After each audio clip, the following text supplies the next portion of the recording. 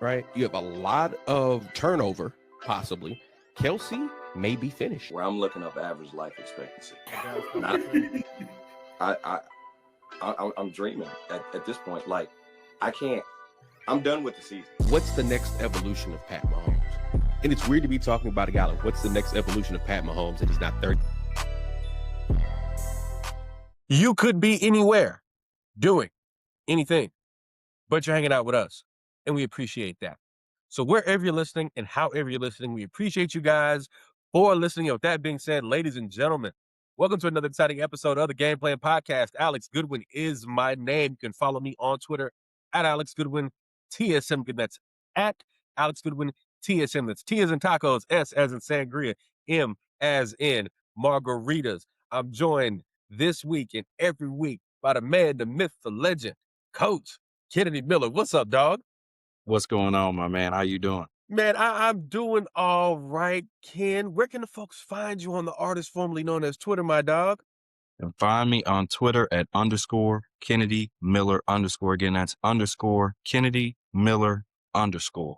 All right, folks. Again, don't forget to like, share, and subscribe to the official GamePlan podcast YouTube channel. Or if you're watching us on YouTube, you can just click that like button, click the share button, click that subscribe button for us. Run our numbers up here at the GamePlan podcast. I just want to say it has been a minute since we've done this show with you guys. We have missed you guys dearly. Kennedy Miller was making a deep playoff run with the North Shore Mustangs, so we had to give him time to do that. I had some other things personally. I can't say other things personally going on, like, somebody was sick or something like that. Very good things were happening in my life. You know what I'm saying? Like what? Like what? Your boy jumped the broom. Your boy got married. Congratulations. You know yes, sir. Thank you.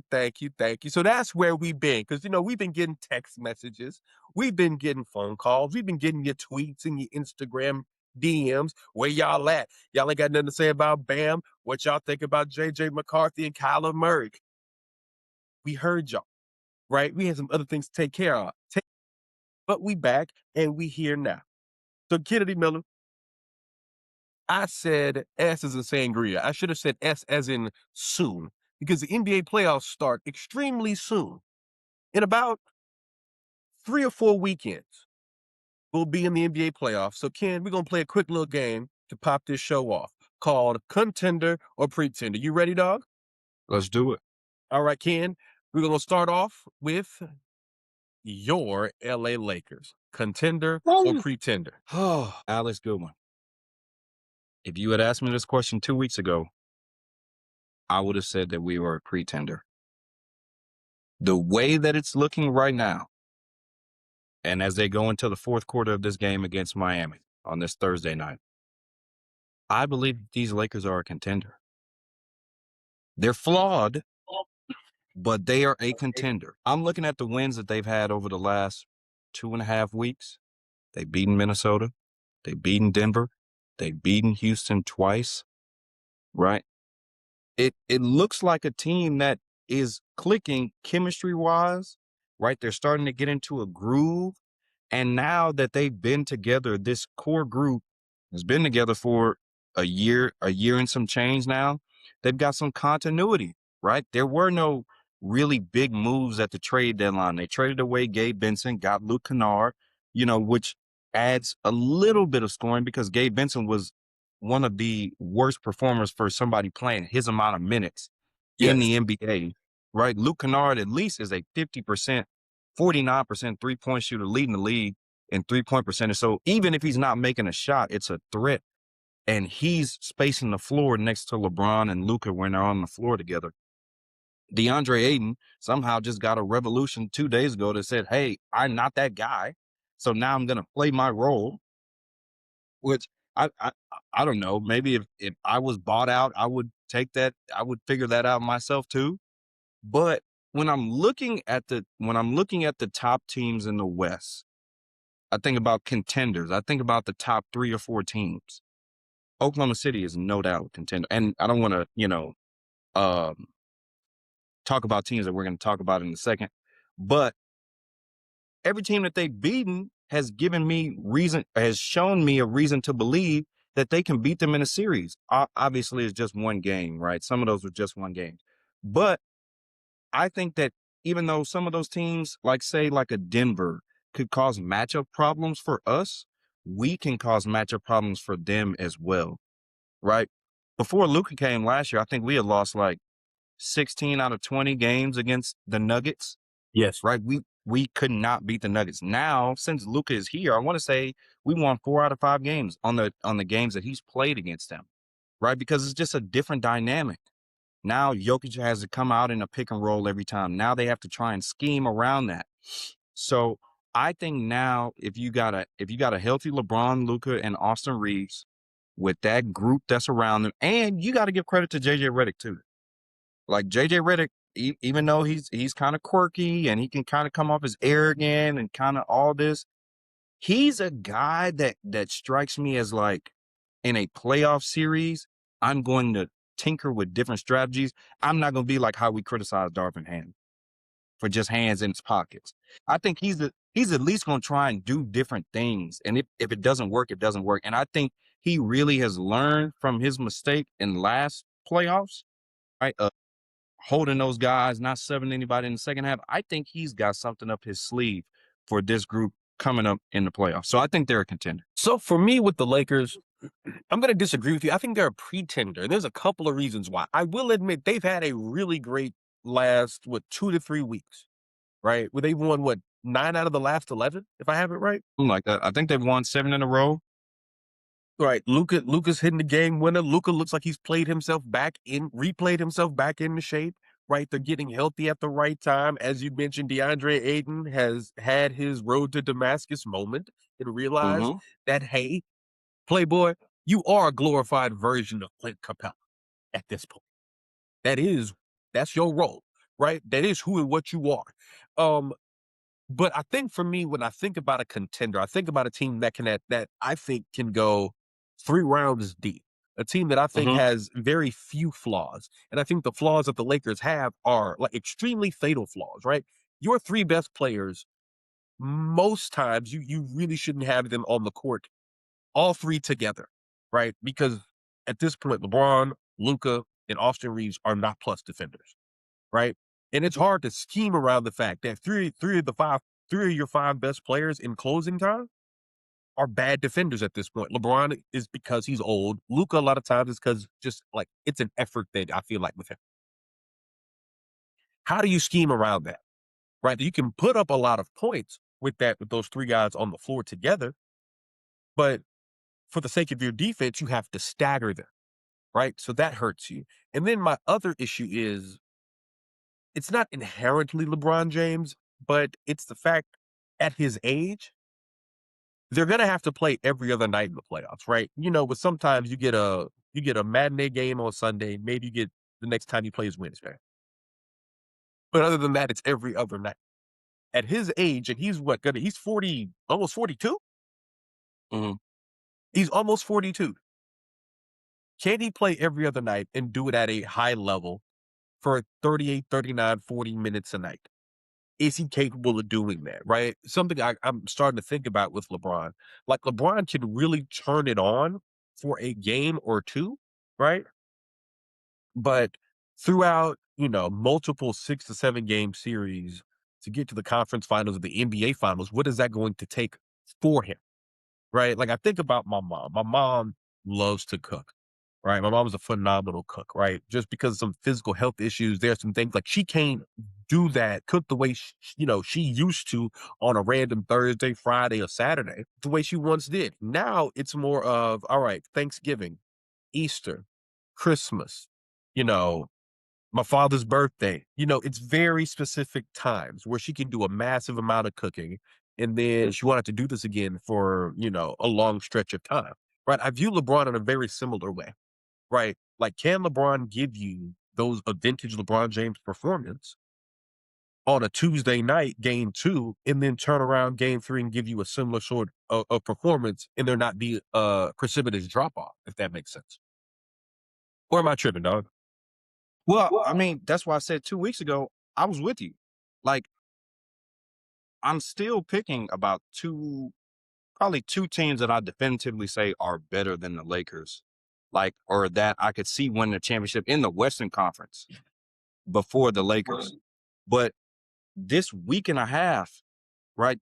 They play Denver on Saturday night. That's a playoff level game. Yeah. They go into overtime. Luka hits a game winner. They play Houston on Monday. That's every other night. And the compelling thing for me was like, I wouldn't have been surprised if they had sat them dudes out. Yes. Because they just played an overtime game. He's 41 years old, dove on the floor, had the highlight diving on the floor. I wouldn't have been surprised or wouldn't have been upset if they sat one or two of those out of those three, Luka, AR, and LeBron, out for the Monday night game. They played it. They grinded that game out. They came back and won it. Wednesday, they play again in Houston. Another playoff level game. We just played game 1. We're playing on Wednesday now, game 2. We made adjustments. Let's see if they make adjustments. They win it again. Tonight, I don't know if they're going to win the game or not. I just knew one of those dudes was going to sit out the game. They landed in Miami. They landed in Miami at 5 a.m. this morning. And again, I would not have felt any type of way because Luka's body, can break down. We've seen his body, get banged up. LeBron is an old man. I wouldn't have been upset if they sat one of them dudes down. They're playing in the game. And as of right now, they're winning. And so it's like, I think the playoff atmosphere or the playoff scheduling kind of helps him out because you don't have to worry about these back-to-backs. And early on, kind of like you alluded to, there might be a situation where you play on Sunday and you don't play again until Wednesday. But it eliminates any back-to-back. So, like, obviously, he's 41. No scheduling right now is ideal. Because, I mean, the only ideal thing for him is to play on Sundays and Wednesdays. Hey, like 2 times a week. I'm about to say, hell, man, to start the season off, they were like, he's going to miss a month with sciatica. And I'm like, Right. I'm like, the only other people I've ever heard be like, yo, I can't get out of bed because my sciatica acting up. They were 65 and 70 years old. Absolutely. And so the last point that you're at, is he going to be able to play at a high level?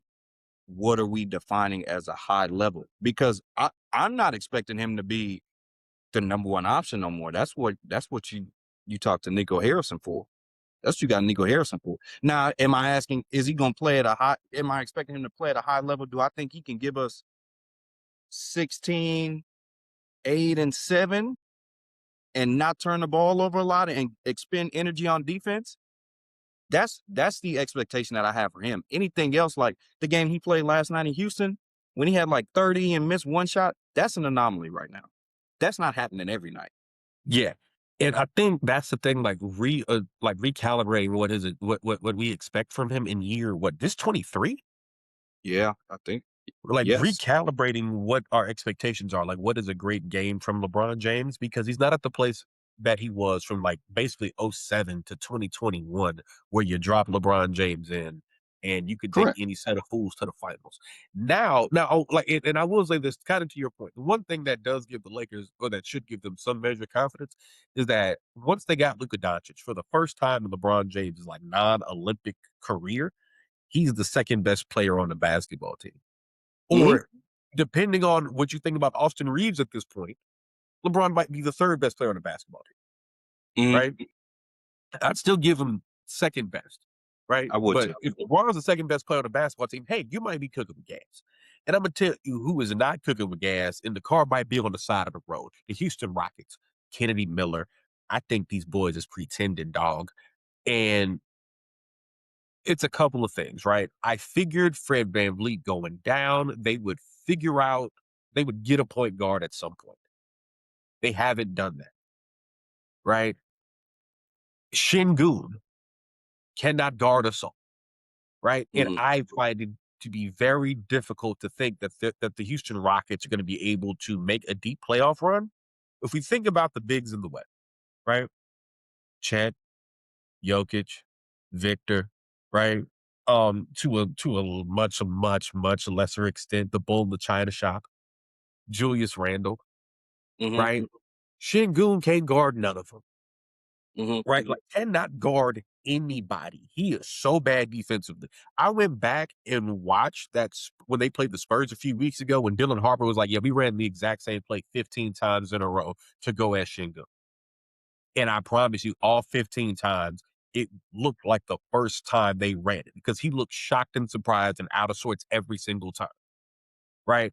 Like Houston is at that place where a deep run, anything short of a deep run is a disappointment because you don't go get Kevin Durant to lose in the first round or to just be happy to make it to the second round and lose in 5 or 6. You trade a former high draft pick in Jalen Green and a contributor like Dylan Brooks to go get a guy like Kevin Durant, so you can make it to the conference finals and to the NBA finals, right? But everything like this seems all bad. The fans are down on Ime, they down on Tari Eason. Kid, have you talked to the Rockets fans recently? Well, yeah. They're I'm in a hot. group message with some of them. They pissed, dog. Pissed. Man. So they're the opposite, and it's not 2 weeks ago, but obviously if you asked me a couple of months ago, I would have said, yeah, I think the Rockets are contenders. But losing Fred VanVleet, like you talked about, combining that with losing Steven Adams has killed this team, right? Because you lose Fred VanVleet, you need a floor general, right? And I thought at some point they would find somebody, right? Hell, might even think about trading for James Harden, right? Because they need a playmaker, right? And then so even if without Fred VanVleet, they're still one of the more physically imposing teams in the league, right? Kevin Durant's a 7-footer. He might not be imposing, but you coming out with a 7-footer, Jabari Smith, 6'11", Amen Thompson, 6'8", right? You got all these wings. They signed Fitty Smith, who was supposed to be the Dylan Brooks replacement. You got Steven Adams, Clint Capella, and Sengun. And they just look, they can put out a line of 1 through 5 of dudes that's like 6'9" and up. Correct. But now you've gotten into a situation where you've lost really your main toughness in Steven Adams, and you don't really have another playmaker outside of Kevin Durant. So like I'm watching them play against the Lakers, and they're trapping this dude at half court. Like it's like a boxing one. Like they're literally, I'm like, what are we doing as far as the Houston franchise? Like the first game, Sengun didn't play, so it looked way worse. Kevin Durant scored 2 points in the second half. Nobody could create, right? Sengun comes the second game. It looks a little bit better because he can catch the ball in the middle and make some decisions, but they are a pretender. There's no team currently where they're slotted, which is probably where they're going to stay in that 4 to 6 range, that you are confident they can beat. Like there's no matchup out of those teams that you're like, Rockets going to get out the first round. And that's what the Lakers, Minnesota, that's Denver, that's the Lakers. Those 4 teams are in that 3, 4, 5, 6. There's no team out of there that I am certain that they can beat in the first round. Kevin Durant by himself can get you a game or 2. At this point in time, right? Post Achilles, Kevin Durant, really post Golden State, post torn Achilles, Kevin Durant. He needs a playmaker. He needs a solid playmaker around him. And you can make the argument he needed that before, right? He needs an elite level playmaker. He's not able to be the primary decision maker on the team and the team to flourish. He's still going to get very efficient numbers. He's still going to get 20 points, but it's not going to lead to the success that Houston fans are expecting. And then we talk about Tari Eason. I mean, he's 1 for 29 in the last month from shooting threes. So like, you got all these like negatives on the floor. Like, we gonna trap KD at the elbow. Tari Eason, Amen Thompson, y'all gonna have to knock down shots. Reed Shepard, like, we gonna guard you because he can shoot the ball. He can play well. Jabari Smith, hit or miss. Sengun could play, but like you said, he's a liability on the defensive end. So like, you got all these holes now. And so, yeah, they're a pretender. Like, I would not be surprised if they get bounced in the first round. And some major changes are going to come. I'm about to say, I don't want to say, I'm going to sound like my grandmother. And the other day we were talking about, you really from the South, if folks say Sunday, not Sunday, Sunday, or if your grandparents were saying the word commode, right? One of my grandmothers, one of her other ones was saying ifin, like if and, right? Ifin the Rockets get bounced in the first round, Miss Cecilio girl, Ime Udoka, might be looking for another job. Yeah. Like, it would not shock me if they told Ime, hey, man, you can go to Gold Diggers or Camp or Sakai or wherever with all the spring breakers. Have a good time. Because it's time for you to go, dog. It just wouldn't shock me because this season has not played out the way they would have expected. Right? Like Houston went through a 3 or 4 year period where they were abjectly terrible post James Harden. Mm-hmm. They built the roster back up, got it to a certain place. And now it's like last year, they were a fun, feel-good story, right? This year is, all right, now it's time to really contend. It's time to win. And Expectations. the trap of expectation. I feel like we talk about this every year. Like there's a team and we're like, oh, well, next year they're going to be really good. And it's like, whoa. Hold on. Like Right. we just talked about this with the Commanders. Yeah. The Commanders made the conference championship. Oh, well, just wait till you see them next year. But what if we don't? Right. Yes. What if we don't? Like, and that's the same thing. Like, oh, the Rockets, they just need a score. They're a score away. Then Fred goes down, right? And Steven Adams then goes down. Then you don't address the Fred situation. Like, you could have even brought in Chris Paul. See, my guy was Mike Somebody. Conley. I was like, yo, 38, 39-year-old Mike Conley might be able to do the job for you. But they didn't. I think your point is Lonzo they didn't even Ball. try. Somebody. They didn't even try. They didn't even try.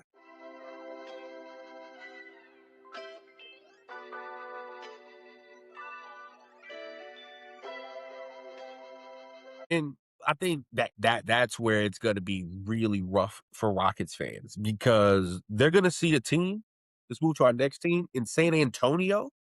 That is this year's fun bunch, right? That's going to just try, like, we're here. Let's take it as far as we can go. So, Ken, what is your read on the Spurs, right? First time winning 50 games in about 9 years. My San Antonio Spurs, Kennedy Miller, we're back.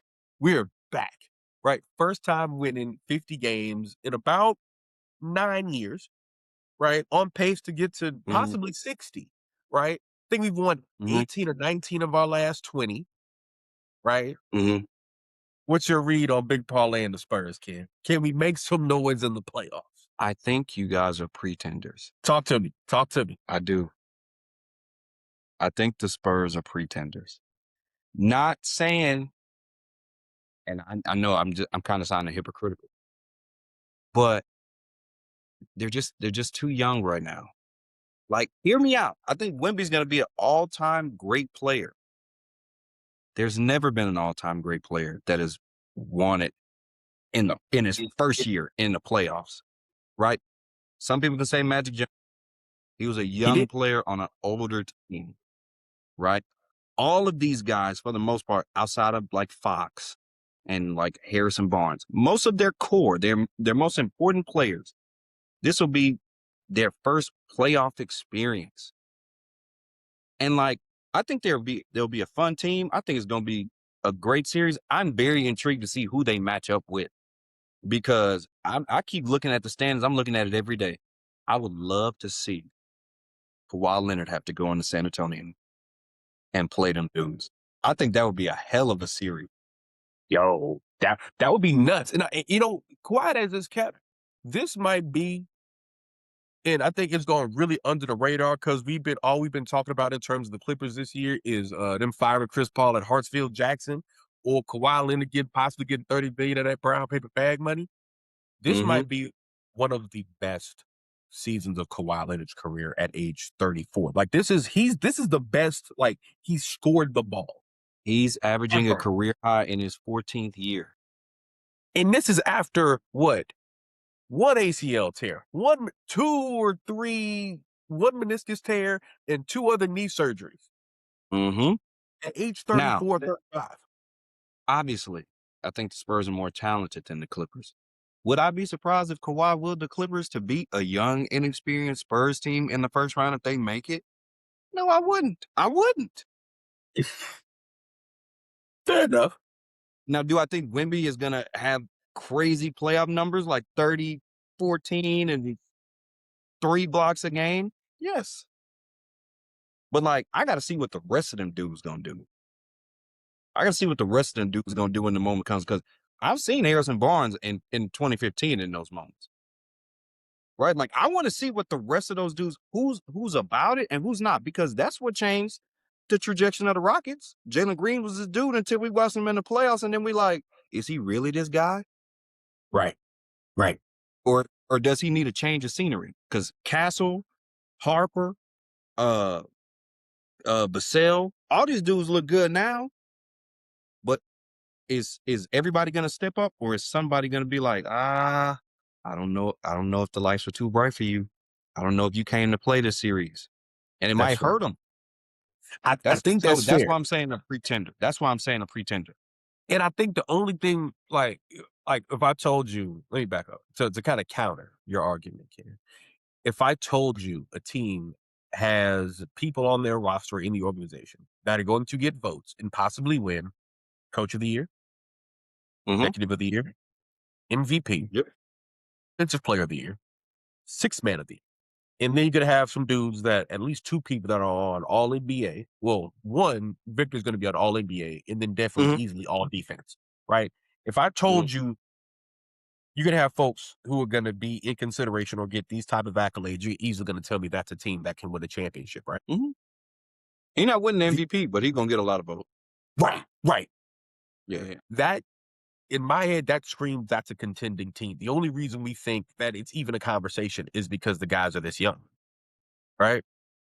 That's the only reason we would think that, right? But in my head, I think Victor is such a transcendent talent. He is on the level of, like, we talk about like a trump card, right? We think of things that, like, things aren't great, things aren't right. There are problems on this roster, there are holes, but you have insert player here, right? That clears that up.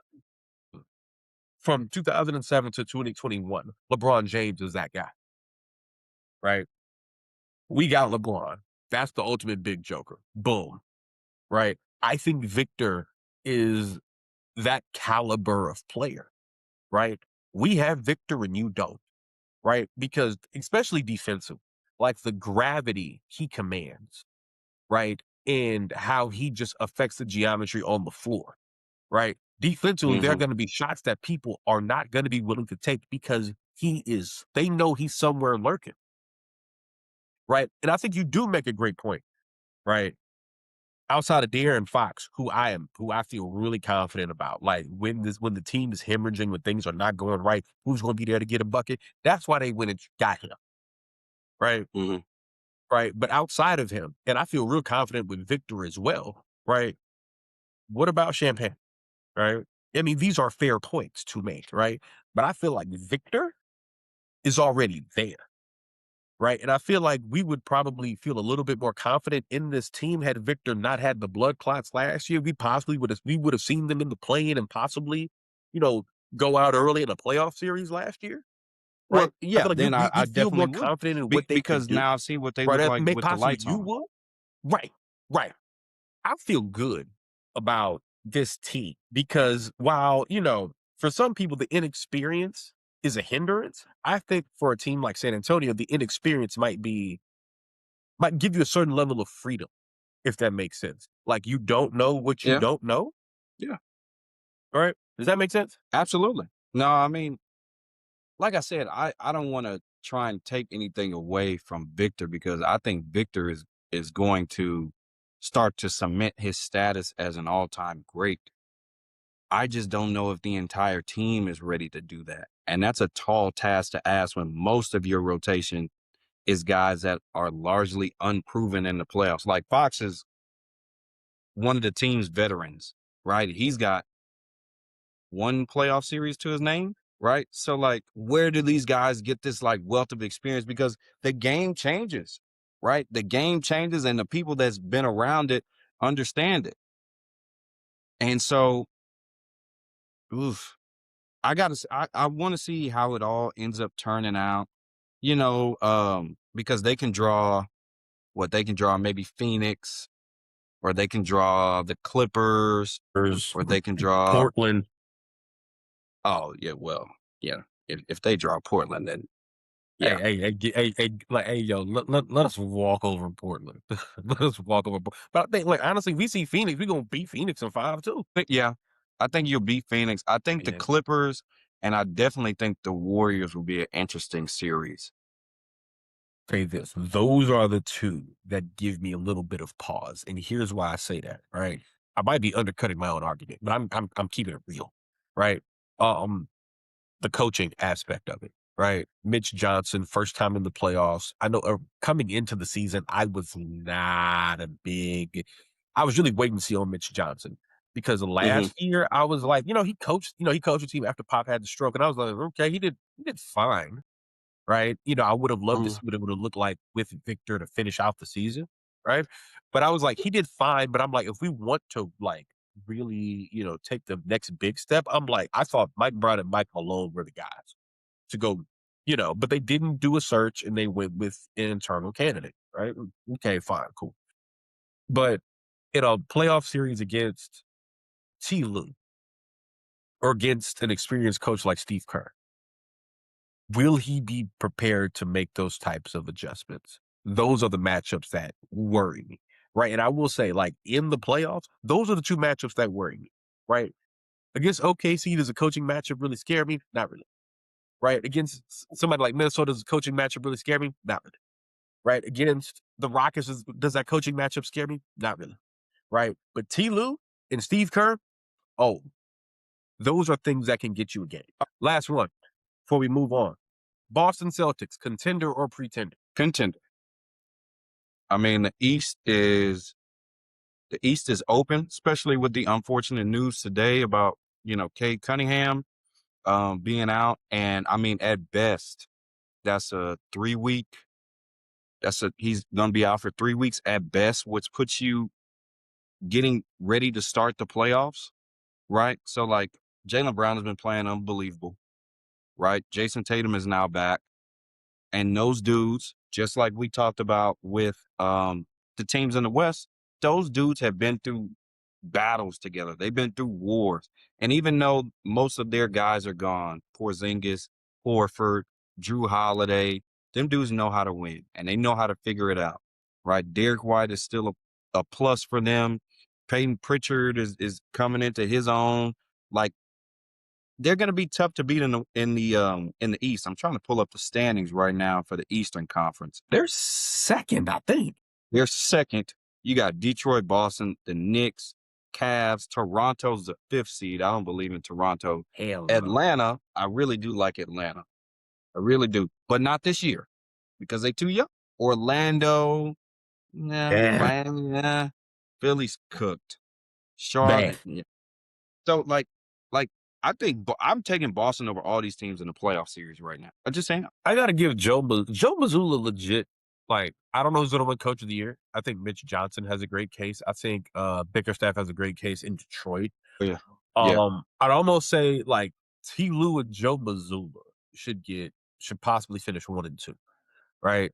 Because one, with the Clippers, I've never seen a team start off 6-21 and end up at the play-in and possibly or probably the playoffs, right? We've never seen something like that, right? And especially if they get in. I know it's not like a postseason award, but if they win that play-in game and get in the 7th seed, yeah, he should definitely get both. Yeah. But what Joe Mazzulla did, you have your franchise player goes down with an Achilles injury. We're thinking, all right, Boston, they traded Porzingis, they traded Drew Holiday. This is going to be sort of a, I don't want to call it a red shirt year, but a year where they're there, but they're not really contending like they have for the past 8 to 9 years, right? And you start looking at all of the advanced metrics, everything, there's been no drop-off at all without Jason Tatum for the first 6.5 months of the season. Now that Tatum is back, and I honestly cannot believe he's back, because I was like, this sounds like a recipe for disaster. But he's back, and it looks like, at least for me, if he's able to round into shape in the next 4 to 5 weeks, it'd be the Jason Tatum of old, which wildly frustrating and irritating to watch because, the whole, he took the worst of Kobe Bryant. He took the absolute worst of Kobe Bryant. But that is not what we're talking about right now, Kennedy Miller. Now we're talking about. If they get their best player back with a weakened Eastern Conference because with Cade, with that collapse lung, we don't know what that's going to look like with him coming back, right? Mhm. I don't trust Cleveland. Like any basketball team that has to depend on James Harden in games 5, 6, or 7, good luck. Good luck. And with the Knicks, it's really hard for me to believe in you when your best player is under 6'3" and don't play no defense. It's just And hard. your second best player don't play no defense either. Not a lip. Like it's hard, right? So I think Boston is contenders by default. You know what I'm saying? Yes, absolutely. Like I said, there's no other team right now that I will pick in the Eastern Conference to beat them in a 7-game series if it were to start right now. And it starts in about 3 weeks.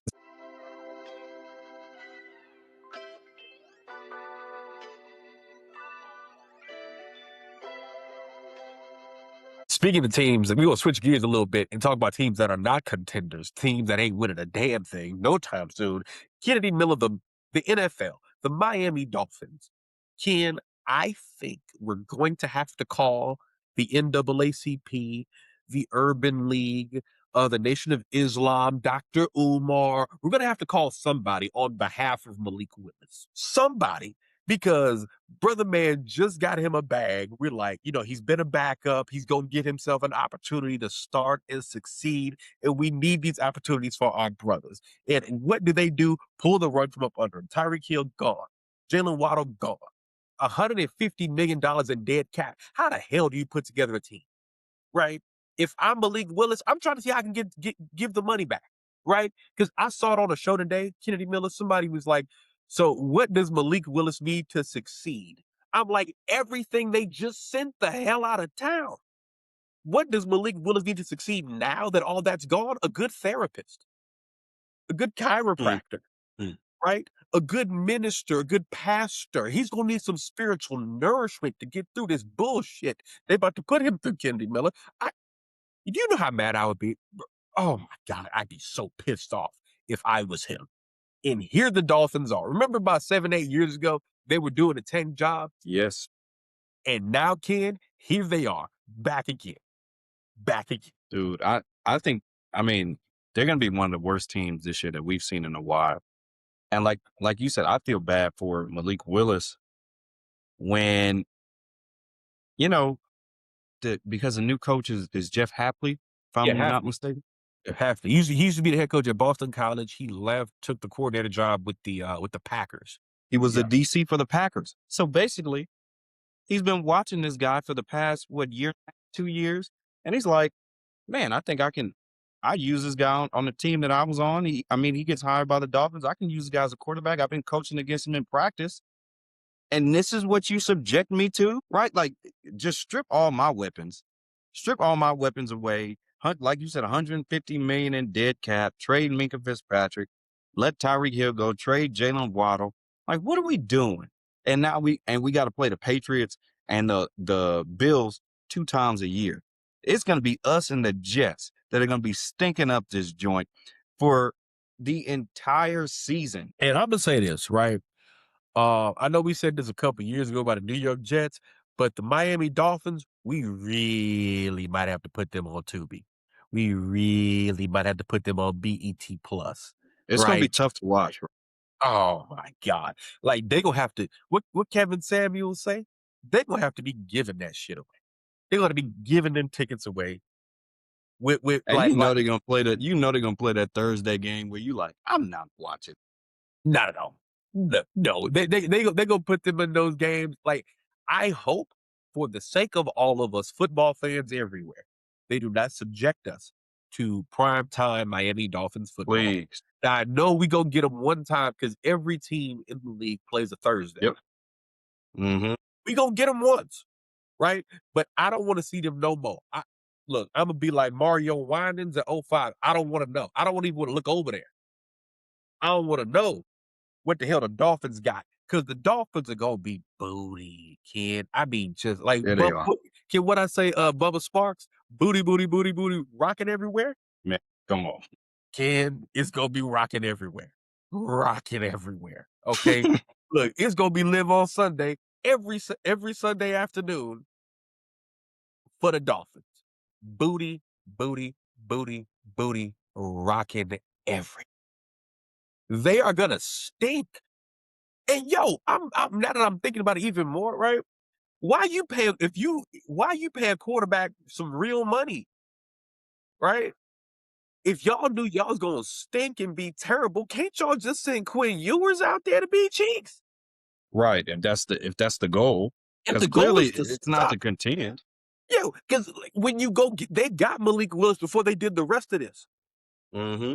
I'm thinking, all right, they gonna try to, my thought was let's say they had Tyreek Hill and Jalen Watt and Minka Fitzpatrick. They still got Devon Achane. They still got him, right? And they And said they're say, not trading him. which boggles my mind. If they were able to get a 1, a 3, and a 4 for Jalen, you can get a 2 and a 5 for Achane, right? If you're trying to stock up on picks and trust the process, why not trade him too, right? But Mm-hmm. let's say they have all of those guys, Waddle, Tyreek Hill, the whole deal. That's still probably a 7-win, 8-win team Correct. at best. At best. In that Right. division. Right. Mediocre at best, which, depending on what you're trying to do, okay, fine. Right? But you don't go sign a quarterback for that kind of money, like a guy that you think is a starting caliber NFL, because that's what they paid for Malik Willis. Mm-hmm. You don't go do that and then strip and then get rid of everything. That's just not what you like. I don't understand them. You know who else I don't understand, Ken? Who's that? I do not understand what the Minnesota Vikings are doing. Putting together an all-star team of assholes in their quarterback room. Like dog. Somebody said, yeah, we'll eat the dead cat money just to get Kyler Murray up out of here. Right? And I don't think I've ever seen a team sour on a first rounder as quick as people have soured on JJ McCarthy. They seem done with him. Yeah. Did you hear when Justin Jefferson was like, man, if we had Sam Darnold, what this season would have been? Like, when the hell has anybody ever said, boy, I wish we had Sam Darnold? Now, I know my boy Marcus, who is the leader of he's a Sam Darnold truther. He's going to be like, obviously, there are people who wish they had Sam Darnold, right? But I never thought I'd see the day where a top 5 NFL receiver is like, boy, if we had Sam. Sam's a great quarterback. Last year would have went different. Boy, JJ's done, right? They went and got Kyler Murray and Carson Wentz. You don't go get 2 quarterbacks 2 years after you took one in the first round. You don't go do that just because you need great leadership in the locker room. You go do that because JJ McCarthy about to have an iPad in his hand and have a cap on. Oh, yeah. And I think they do it because they feel like they're a good quarterback away. Like, I mean, I believe that Kevin O'Connell, I think he's a pretty good coach.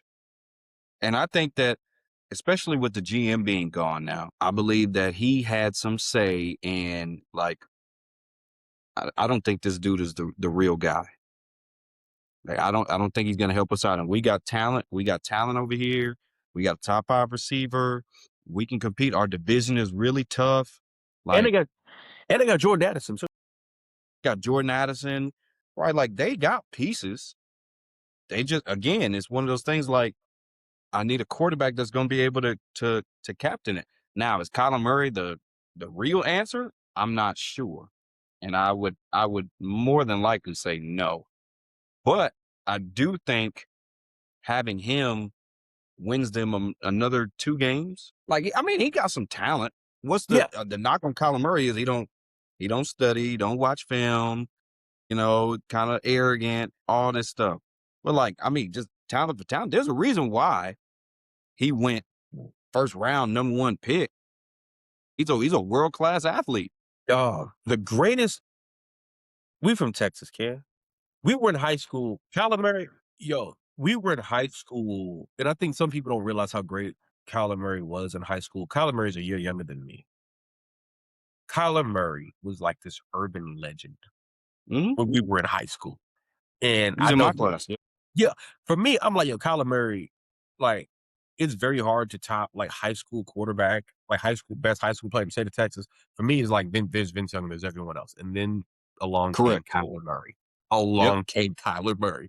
And Kyler Murray is the greatest Texas high school football player ever. Mm-hmm.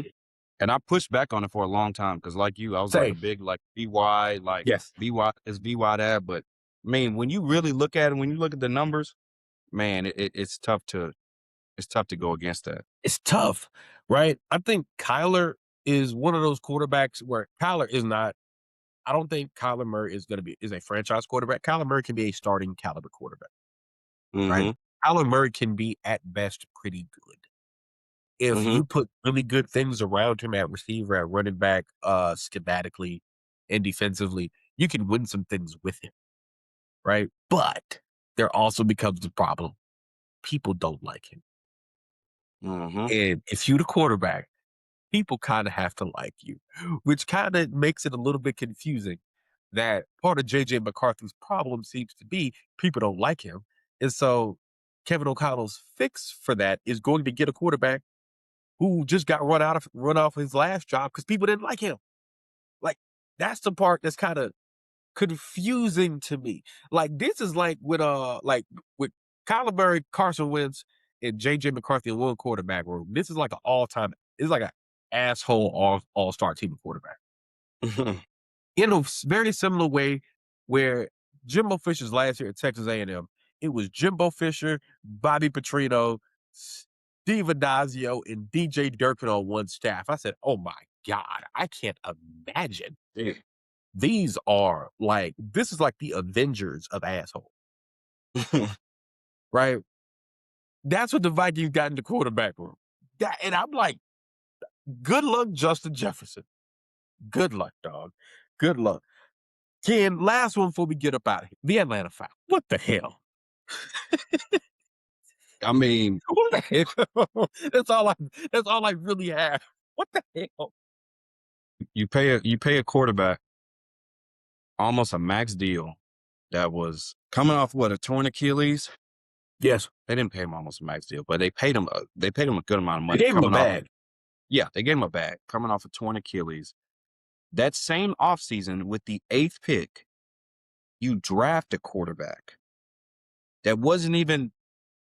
probably wouldn't have been taken for another 20 spots, maybe. Like, there was no reason to take him in the top 10. You could have filled a need.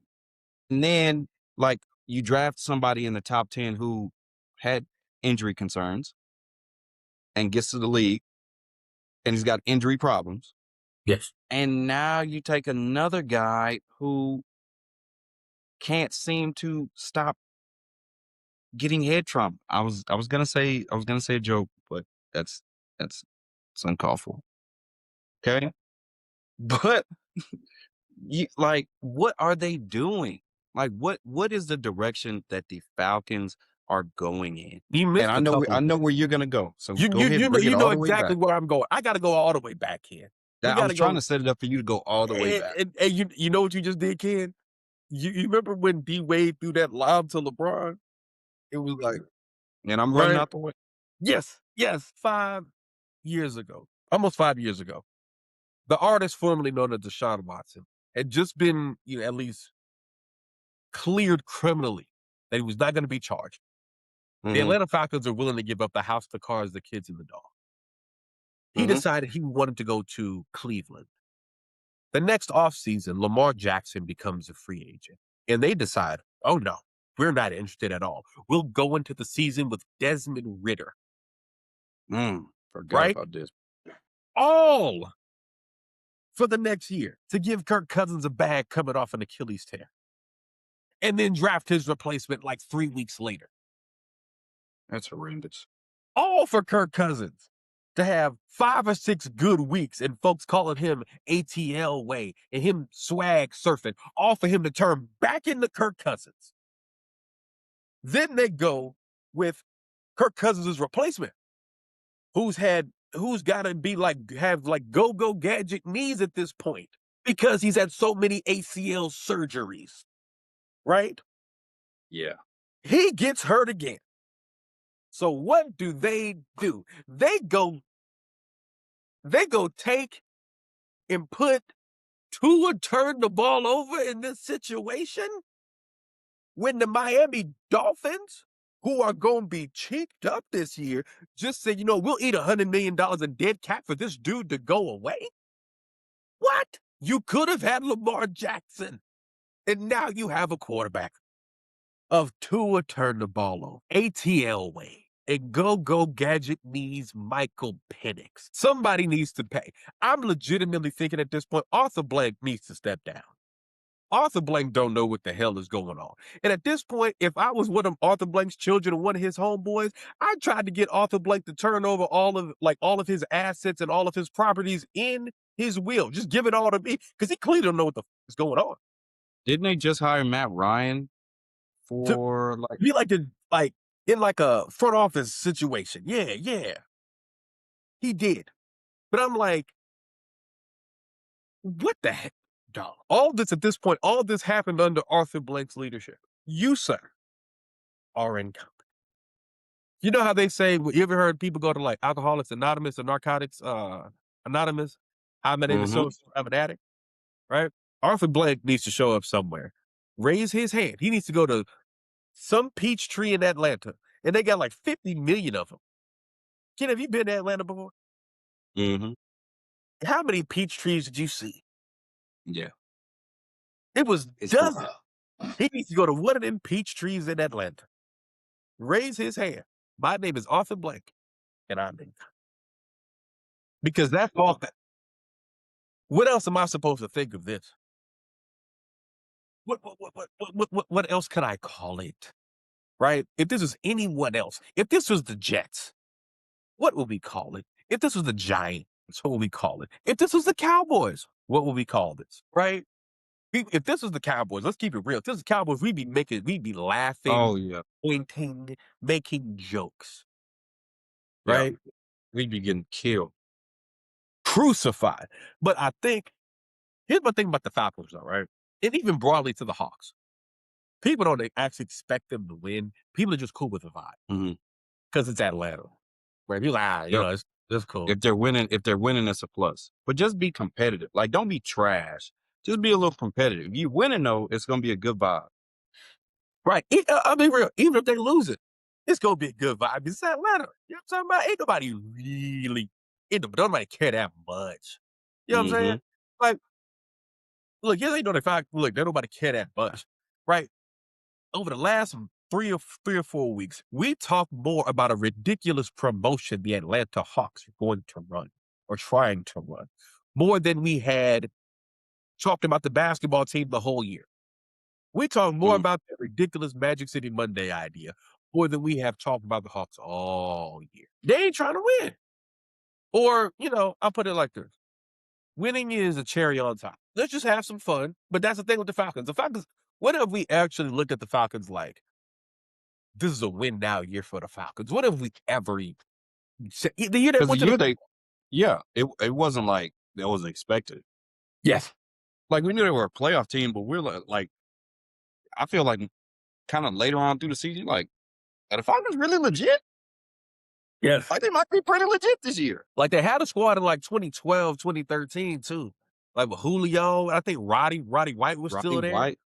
Oh, when the Seahawks got him. Yeah. I think that was the year the Seahawks went to their first one. Won their first one. Right. That was the year people all right, the Falcons got something. That's true. Right. But most times we just see the Falcons be like, they the Falcons. Right. And, good luck to them. Hey, I ain't gonna lie. One thing was gonna be for sure. The training staff is gonna get their money's worth. They gonna earn their pay. Alex, he might play a little bit better though. He not playing because he can't play. He can't play in the cold. He playing in the dome. Okay. They got weapons. They do. It ain't like he's just got to drive the car. He's just got to, and he did it one year in Miami. Health is a concern, and we know that he can't play in New York, Buffalo in January.